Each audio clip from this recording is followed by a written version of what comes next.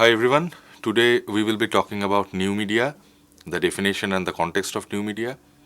And the topics which we will cover mostly will include the definition of media, the difference between new and old, convergence of media, life in a digital present, what we have today. And we will see a couple of videos at the end about the future, what will be there.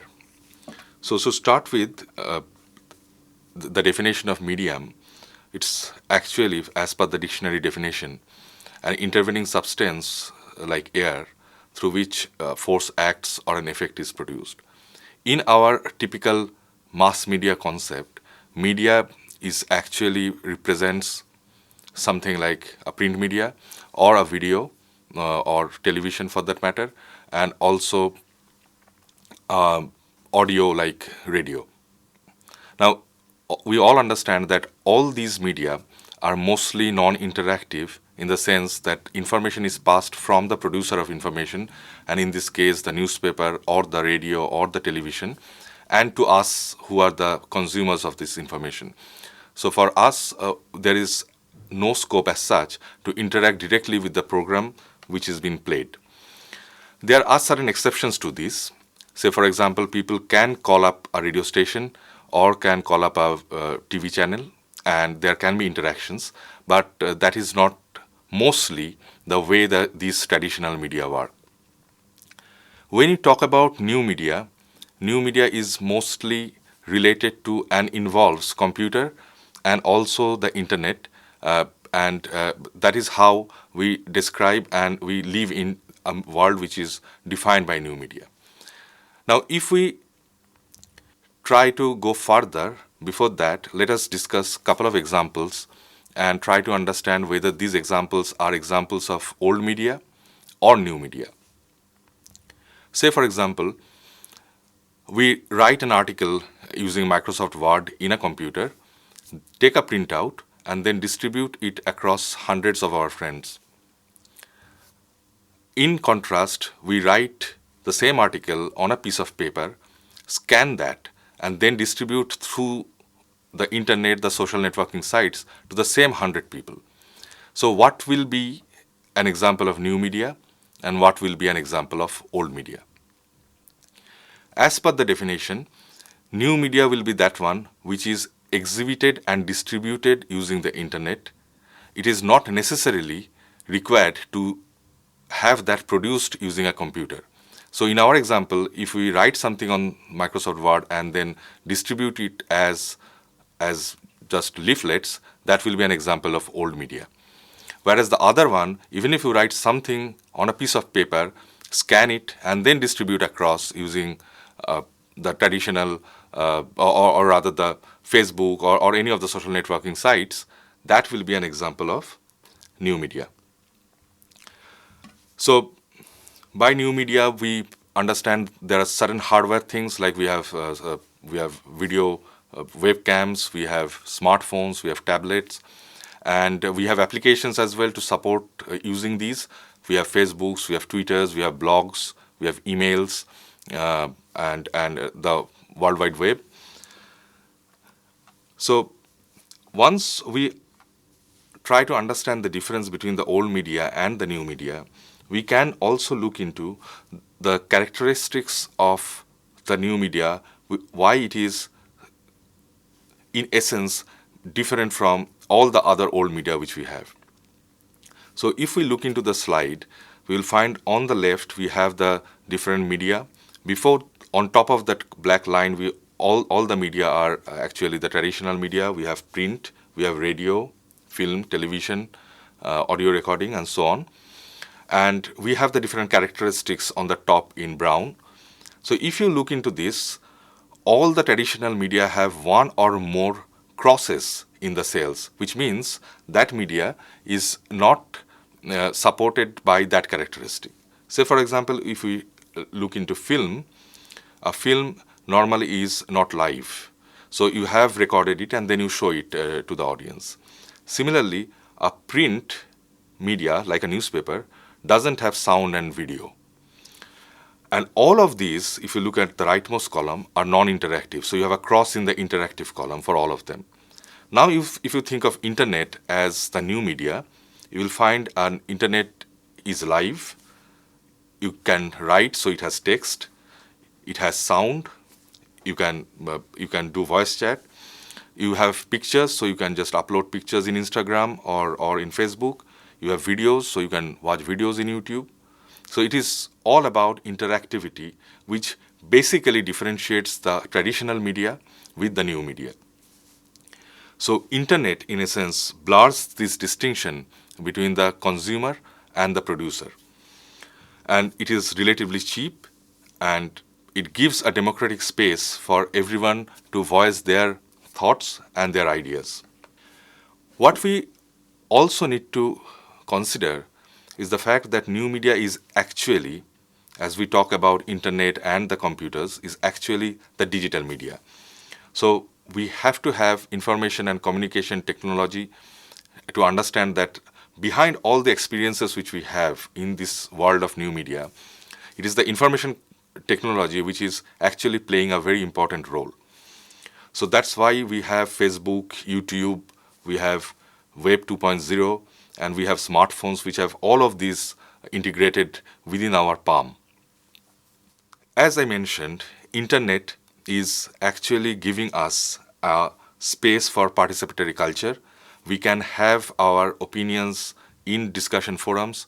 We can have petitions through which we can raise certain concerns which we have.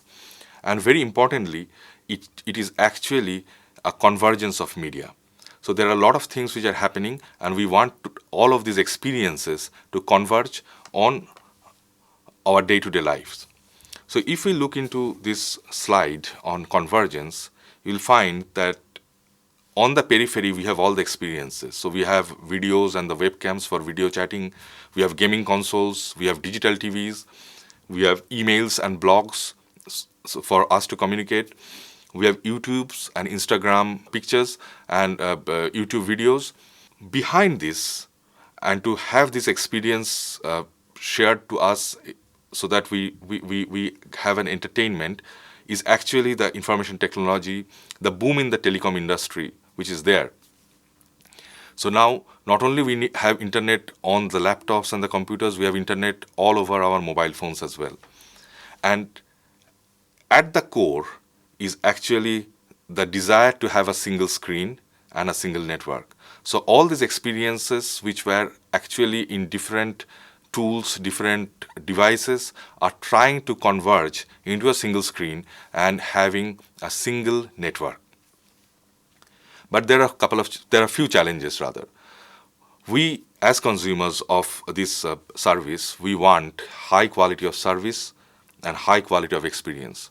By this I mean, we don't expect that if we go out of the city, the network will drop. So we want the same experience at all places and at all times. There are other challenges about privacy and security. There are problems with scalability. There may be problems with scalability. And we always want to have all the services offered to us at a very low cost. So this telecom industry, these information technologies are always innovating so that they can provide us with the same amount of service, same quality of service, or at times better service, but at a cheaper cost. So if we now look at the life in a digital present, we have this never-ending news cycle. Thanks to the satellite TVs and the digital TVs, we have 24/7, 365 days in a year, and the news channels go on and on and on. We have this concept of time shifting. So previously in the traditional, say for example, traditional radio, if you want to listen to a program, you have to log into that program at that particular time when the radio channel will broadcast that. Now, you can have this, there are repetitions of the same program. You can record that and play at a different point in time. Similarly, we have virtualization of communities. So you can be part of a community based on your religious identity or maybe your geographical location. But on the internet, you can be on any virtual community. You can be part of anything without moving an inch. So that is one of the advantages of living in the digital present. However, as I mentioned, there is a threat to privacy. So we have to understand that most of the websites, or many of the websites which we access very frequently, they offer us to install cookies into our computers. And the benefit is that that will help us in accessing their website faster.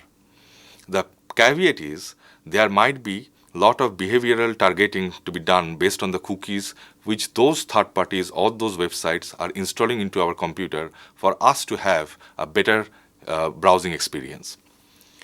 And most importantly, with this internet world, we have problems of plenty. What I mean is, if you just give one word in your search engine, in the Google search engine, for example, you are returned with millions of records, millions of search results. So it is difficult to understand which one is of importance to you. So content, which was a rarity probably 100 years back, is plenty now. So what we need to know is content alone cannot be king. What we have to do is we have to have a context associated with that content. So what I mean, whenever you are searching for something, have the correct context so that the results which you get are of importance to you. This is all about the present in which we are living. And in this present, as I mentioned, there are a lot of things which are very colorful with the internet and with the other convergences, but there are certain caveats which I discussed just a couple of minutes back, where we need to be careful and we need to be smart in the way we traverse into this or through this internet space. What can be a probable future?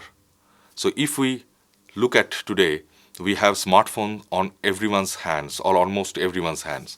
So we can do a lot of WhatsApping, we are doing Facebook, we are sending videos, receiving videos. So we are on the digital space. But still, there is probably a lot which is there for the future. Say, for example, if you start a discussion or a conversation over your landline at your home, and then you have to go out and you want that same conversation to be transferred to your smartphone without that getting disconnected, and then you go to your wherever you want to go, and the call just gets transferred from a landline which has a different technology to your smartphone which has completely different technology. Or say, for example, you are watching a video or a cinema or a sports match on a big smart TV at your home, and you have to go out somewhere and you want that broadcasted program to be transferred to your smartphone from the time where you have seen in the end in your smart TV. So that transfer happens automatically without any problem.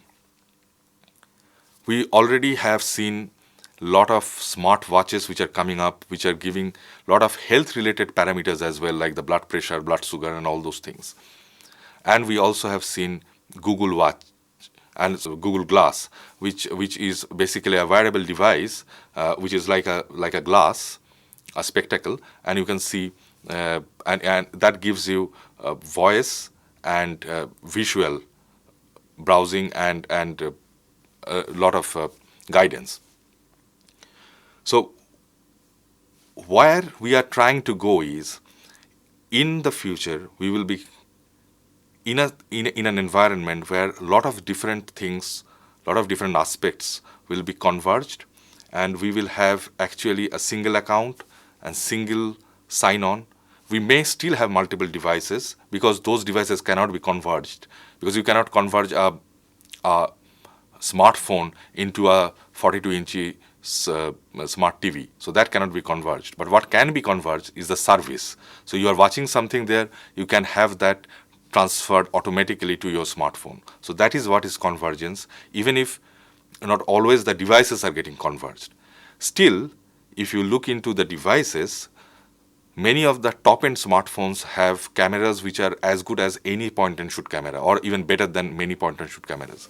They might not be DSLR, but still they can shoot very good videos, very good still pictures, and the need of a point and shoot camera for an amateur is getting obliterated by these handheld smartphones. So what I'm trying to say here is the future is about convergence and is about single sign-on onto multiple devices if required and across number of different networks. But from an user experience, it has to be seamless and it has to be without any problem at all. So we will now see a couple of videos, and the first one is about a technology called sixth sense.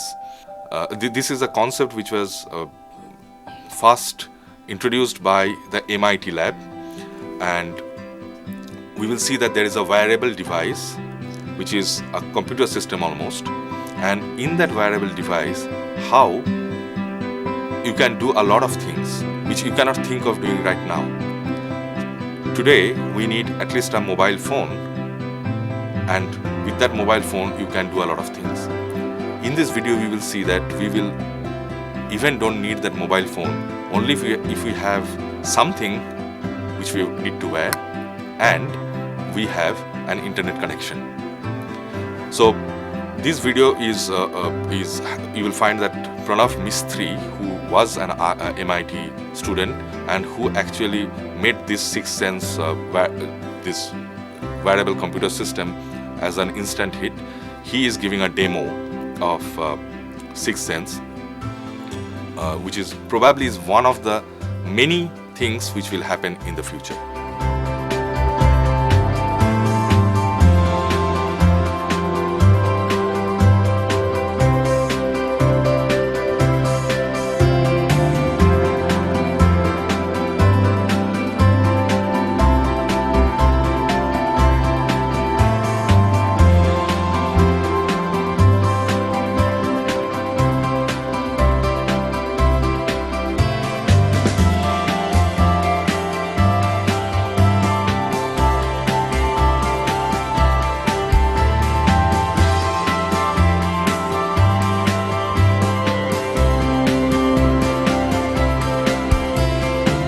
So just as you saw the sixth sense video from Pranav Mistry, so this is actually a highlight of or probably one extreme which you can think of in terms of convergence.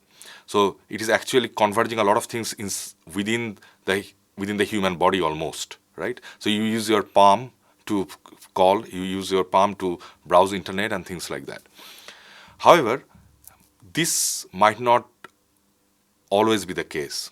So there are other alternatives as well, where the entire world is integrated, and you will find that when you walk across in your life, you have all the things which are interacting with you, and you are giving feedbacks to them through the actions which you take, and you get further inputs from them.